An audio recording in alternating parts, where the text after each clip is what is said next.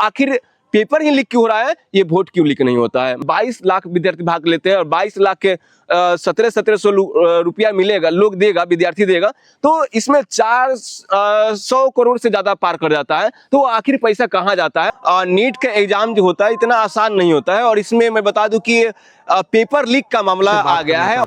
जिनको NEET paper leak से नुकसान हुआ, अलख पांडे जी हो चाहे खान सर हो, बड़ी ही जोरों शोरों से इस मुद्दा को उठा रहे हैं। करता है उसका इनकाउंटर कर दिया जाए यहाँ पर। तक आप ये बताइए, पेपर लीक के अंदर या सॉल्वर गैंग के ऊपर किस आदमी को 10 साल की सजा हुई है भारत में?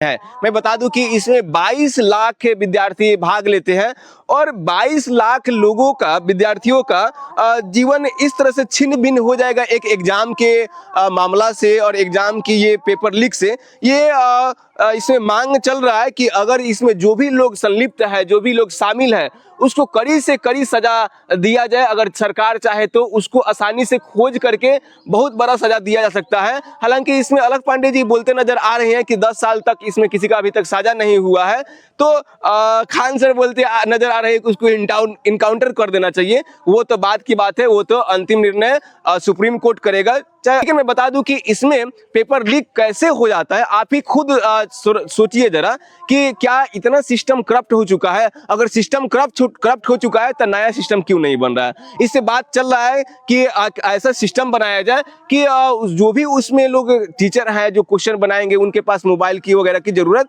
नहीं होना चाहिए। मोबाइल लेने की कोई आवश्यकता नहीं है और न रखने की। और एक बिल्डिंग के अंदर एक ही छत के अंतर्गत क्या करना चाहिए कि पेपर बनाना चाहिए, क्वेश्चन बनाना चाहिए। जब तक एग्जाम न हो जाए अच्छी तरह से, सुचारू रूप से, तब तक उन लोगों को एक ही बिल्डिंग के एक ही छत के अंतर्गत रखा जाए। मैं इस एग्जाम में अभ्यर्थी से 1700 रुपया लिया जाता है एग्जाम फी के नाम पे, लेकिन सोचिए जरा ये फी समझिए कि पानी में बह जाता है ये पैसा। और इतना ही नहीं, एक विद्यार्थी का 1700 थोड़ी खर्चा होता है, वो एग्जाम सेंटर तक जाने जाते 3000 4000 तक खर्चा हो सकता है दोस्तों। और इसमें सभी विद्यार्थी एक धनी परिवार से नहीं आते हैं, कोई गरीब तबके के भी लोग इसमें विद्यार्थी होते हैं। तो वो लोग कहाँ से लाएंगे, आप खुद बताइए जरा। आप ट्रेवल के मामला देखते हैं कि ट्रेन की स्थितियां क्या रहता है, ये तो आप सभी जानते हैं कि भारत की ट्रेन की स्थितियां क्या है। जनरल डब्बा हो चाहे स्लीपर हो चाहे एसी हो, समय आने पे, एग्जाम आने पे सारे ट्रेन के डब्बे जनरल हो जाते हैं और जनरल नहीं भेड़ बकरियों की तरह एग्जाम में भर भर के जाता है।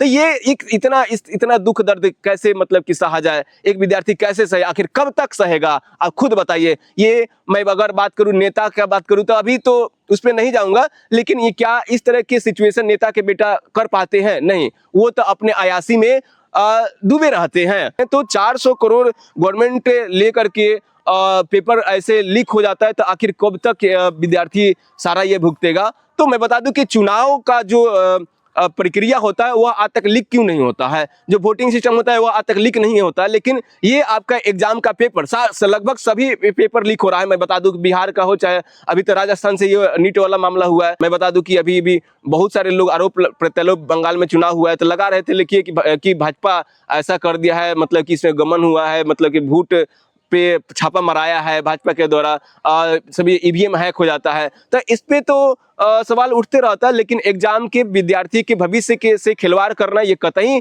सही नहीं है। जो खान सर मांग कर रहे हैं कि उसको इनकाउंटर कर देना चाहिए, तो बिल्कुल कर देना चाहिए अगर वो पकड़ाता है तो, क्योंकि इसमें 22 लाख अभ्यर्थियों का भविष्य पलता है और डॉक्टर बनने का एक चाह रहता है, इच्छा रहता है, वह वहीं पे मर जाता है जिस दिन न्यूज आता है कि पेपर लीक हो गया।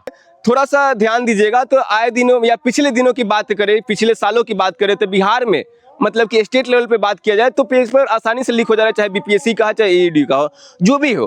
तो क्या उन लोगों को जो पकड़ाए इसमें, क्या उन लोगों को अभी तक सजा हुआ? सजा तो छोड़िए ना, अभी तक उनके जांच प्रक्रिया कहां तक पहुंचा? जितने एसएससी का भी कुछ दिन पहले एग्जाम हुआ था, उसका भी पेपर लीक हो गया था।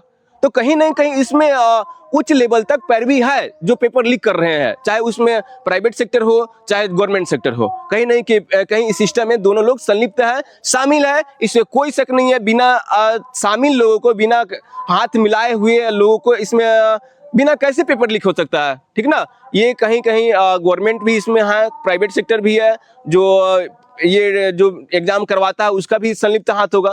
तो इसमें जब तक सजा नहीं मिलता है तब तक डर कैसे उत्पन्न होगा?